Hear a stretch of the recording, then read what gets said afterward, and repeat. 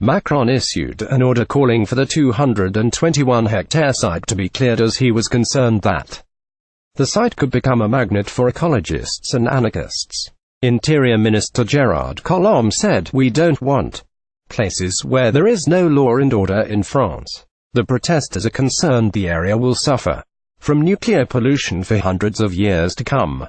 Getty French gendarmes have begun an operation to end the illegal occupation of the Leujuc woods. "We are on this old oak tree which has lived far longer than us." Protester 3 of the protesters, who call themselves owls, were arrested during the police swoop, and another demonstrator was arrested for attempting to throw an incendiary device at police.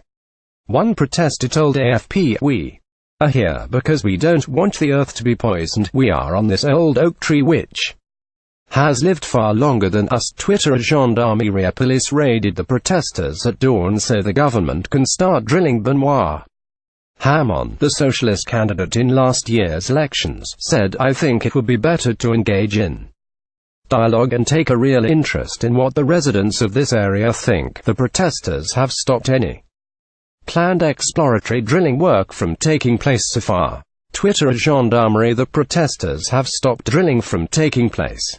President Macron is keen to crack down on protester occupation movements after one last year's at a site earmarked for a new development near Nantes. The protesters started camping in the Leujuc in June 2016, when ANDRA, the French National Radioactive Waste Management Agency, started clearing the territory and erecting a wall around it. Ghetto protesters gathered in northern France against the woodland evacuation. Gerard Collomb wrote on Twitter, under the authority of the prefect of the Meuse, an operation led by the National Gendarmerie began this morning at 6:15 am to end the illegal occupation of Leujuc. The occupation of the protesters took place at the site where ventilation chimneys are to be installed.